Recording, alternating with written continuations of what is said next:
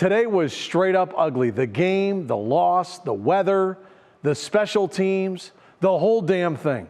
Oh, and speaking of ugly, did I mention that 4th and 1 that Kevin Stefanski tried to get cute on their end of the field? Embarrassing, shameful, terrible, and a bunch of words I can't say here on a news station, okay, even on the internet. We've had our offensive line, our coaching, Kevin Stefanski specifically, our special teams that were awful against the New York Jets. They came out and helped us lose this game today against the 49ers. It's a joke. It's a joke. This franchise has become a joke. And I'm sick. The Cleveland Browns just got crushed 26-8 on their own field, right in front of their home crowd by a San Francisco 49 ER squad that's been more beat up than a car at a demolition derby. And here's the wild part. This wasn't about talent. It wasn't about Shedeur Sanders messing up. This was pure coaching, plain and simple. This was preparation failing at every level, and this was Kevin Stefanski. Tall task, not just for Shedeur, but collectively for Cleveland, because this is a better team than what they saw last week. That was a great matchup for a young quarterback to make his first start last week against the Raiders. But this is a playoff caliber team, a team that has championship-like aspirations. Doing the one thing he always seems to do, tripping himself up when it matters most. Let's get straight to the point because the numbers don't lie. Shedeur Sanders went 16 of 25 for 149 yards, 1 touchdown, 0 interceptions, and a 93.6 quarterback rating. Those are clean rookie numbers in just his second career start in nasty weather against a legit playoff team. He protected the ball, he made smart reads, he delivered every time they actually let him throw. And somehow Cleveland still walked away with only 8 points. 8. How does a quarterback with a 93.6 rating and no turnovers end up with 8 points on the board? Easy. His coach set him up to fail. Kevin Stefanski is supposed to be this offensive mastermind, right? The creative play caller, the guy with all the answers. So where was that so-called creativity on Sunday? Where was the tempo? Where was the urgency? Nowhere. Shedeur Sanders thrived at Colorado when they pushed the pace, kept defenses off balance, and let him control the rhythm of the game. The Browns fall to the San Francisco 49ers 26-8 in a game that really didn't even feel that close come the second half. Cleveland is now 3-9 on the season, and get this, if the NFL draft started right now, the Browns would pick 6th. That's not high enough to suffer the way we are this year with this team, okay? This is what purgatory feels like. Not bad enough to get a top pick, nowhere near a playoff team. Miserable. But Stefanski slowed everything down to a crawl, ran the same predictable sets, stuck Sanders in third and long after failed run plays, and somehow expected miracles to happen. That's not coaching. That's a lack of awareness. And we need to talk about those sacks. Shedeur took 3 sacks for a total of 34 yards lost, and that's a big hit on any rookie. Sure, he didn't step up in the pocket on a couple plays, but let's be real, when your offensive line is getting pushed around nonstop, when you have no rhythm, no tempo, and 0 quick hit passes being called, that's not on the quarterback, that's on the coach. Stefanski refused to adjust his game plan, refused to protect his young quarterback, and refused to acknowledge that the O-line was having a rough day. This is football basics. When your offensive line is struggling, you don't keep calling slow developing plays. You don't tell your rookie quarterback to sit in the pocket waiting for deep routes to open. You speed the game up. You get the ball out fast. You call screens, slants, quick outs, anything to slow down the pass rush. But Stefanski acted like he was coaching behind an elite offensive line. He called plays like they had all day back there, and Shedeur was getting hit almost every other snap. That's not a game plan. That's mismanagement. And don't even start on the 4th down decisions. Harold Fan Jr., a tight end, taking a direct snap on 4th and 1. Meanwhile, how bad are the Las Vegas Raiders? I was just thinking about that. They made the Browns look okay last weekend. What a mess. It's the same old song and dance here in Cleveland. Another losing season is guaranteed. Questions still surrounding the quarterback, questions surrounding the head coach, his staff, and the front office. In other words, another lost football season in Cleveland. Unfortunately, we've just gotten so used to it. What are we doing out here? This isn't a throwback Cam Newton run. This isn't a goal line power dive. This is a tight end who never takes snaps, fumbling the ball and handing the 49 ERs free points. Stefanski got way too fancy for no reason and it blew up instantly. You have Shedeur Sanders, a quarterback who has shown composure, leadership, and smart decision-making in 2 starts, and you take the ball out of his hands on a crucial 4th down for a tight end? That's not analytics. That's overthinking at its worst. And yes, it gets even worse, because this isn't just one bad moment. This is a pattern. Stefanski has a track record of not putting his players in positions to succeed. Look at the whole offensive performance. Cleveland crossed into 49 ERS territory multiple times and came away with nothing. No points, no spark.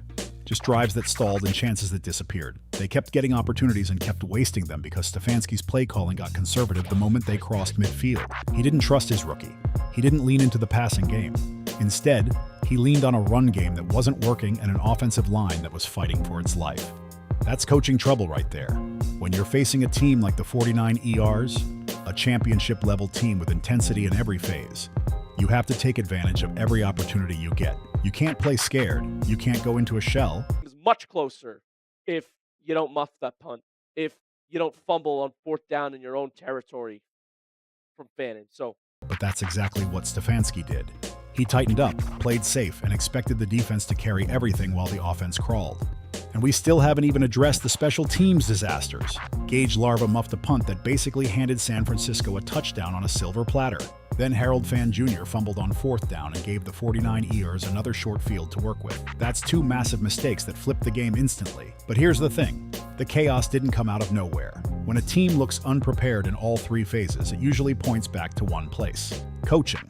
Stefanski looked overwhelmed. The game plan looked flat, and the adjustments never came. When your rookie quarterback performs better than your entire coaching structure, something is seriously off. And let's be honest, the Browns fan base sees what's happening.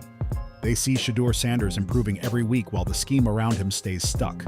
They see the hesitation, the slow tempo, the predictable play calling, and the decisions that seem scared instead of strategic. This wasn't just a loss. It felt like the coaching staff didn't trust their own quarterback enough to let him take control. And that's a problem that goes way past one Sunday afternoon. The Browns practically gift-wrapped 14 points for the 49 ERs through turnovers and sloppy mistakes. A game like today, when the offense was a bit stagnant, they had issues protecting the young quarterback. I would love to see Kevin Stefanski utilize tempo. Go fast, change up the tempo a little bit, because if you look at Shedeur Sanders' collegiate career, he was at his best sometimes utilizing tempo. And the thing about... But let's be honest, these mistakes don't just appear out of nowhere. When a team looks undisciplined, when the coaching staff doesn't drill the basics, when preparation feels loose, that's when muffed punts and fumbled snaps start showing up like clockwork. Undisciplined football doesn't happen by accident. It's coached into a team, or in this case, not coached at all. This team has been drowning in penalties, special teams disasters, and mental errors all year long. None of this magically started against San Francisco. This has been simmering for weeks, and all roads point back to leadership. All roads point back to Kevin Stefanski. And here's the part that gets people fired up. Even with the offensive line collapsing, even with special teams melting down, even with the coaching falling apart, Shedeur Sanders still didn't turn the ball over. He dropped a clean 34-yard touchdown to Harold Fan Jr. right before halftime and kept his composure the whole game. Shedeur showed patience. He showed poise in the pocket. He showed leadership in chaos, and somehow the national conversation is still wondering if he should start the rest of the season. In the week of prep, it's not live. Yeah. So a tight end that's not accustomed to taking the center, the snap exchange from under center, you're not getting a realistic look because no one is going full speed. So seriously? What else does this guy have to do to prove he belongs under center? He's outplayed Dillon Gabriel in almost every category. Better arm pop, better pocket movement, sharper decisions.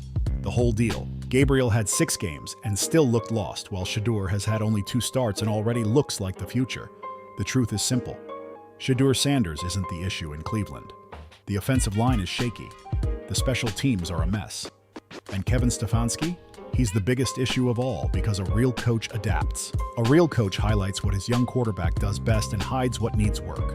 A real coach doesn't recycle the same broken plan every Sunday as if the results will magically change. Stefanski had the perfect opportunity to show what Shedeur could do with real structure, real tempo, real support, and instead he boxed him in.